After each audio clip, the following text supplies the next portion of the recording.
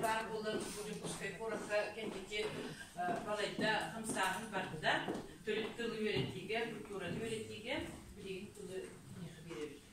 Үтө күнүнөн бастатан туран барыгытын бул сүрбе хетте сыла национальный школа концепцияны хүрбе хетте сыла болбутунан агартелибин.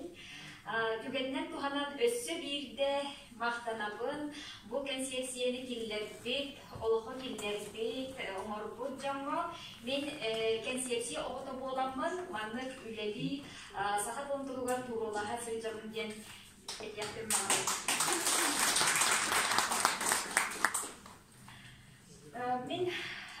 Я подготовила речь сперва на якутском языке, но сейчас, чтобы всем было понятно, я буду, наверное, говорить на русском.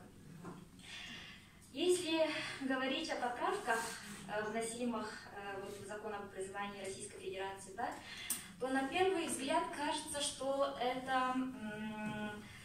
данные изменения не вносят значимых коррективов, так как в нашей республике изучение языка не является обязательным. Но, как мы все знаем, да, что закон реализуется в жизнь разными правилами и поправками. Таким образом, на основании данного закона могут быть, если хорошо обдумать, да, данная поправка в будущем может стать основой для внедрения изменений в федеральный государственный стандарт по сужению обучения и воспитания на родном языке, а также преподавания родных языков как предмета. Вот, например, скажут, что в законе нет обязательного изучения республиканских языков. Так почему вот в 4-м и 5-м варианте программы образовательного стандарта должен быть родной язык в качестве обязательного и переносится факультативный? Таким образом сужается преподавание якутского языка.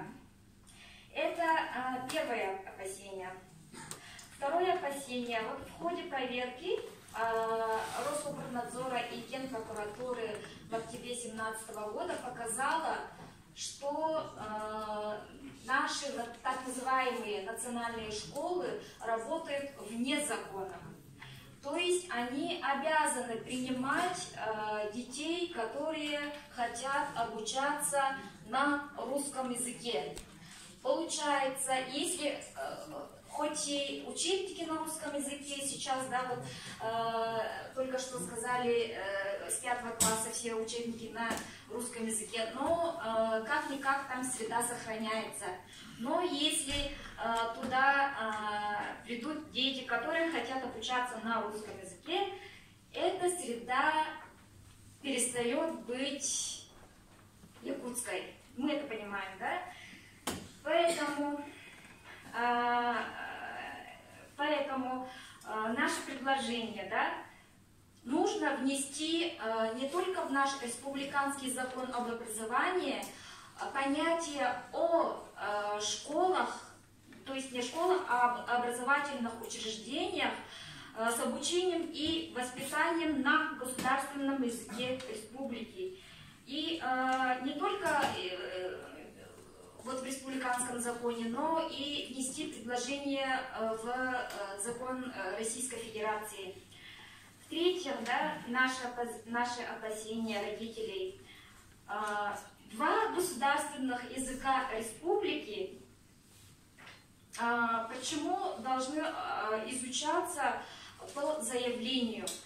Два государственных языка должны иметь равные статусы в образовании, а не должно быть выделения особенностей одного языка.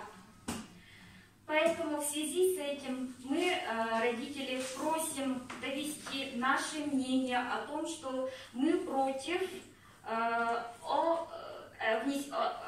внесения понятия добровольности, изучения республиканского языка, то есть в данном случае якутского языка, а также требования письменного заявления.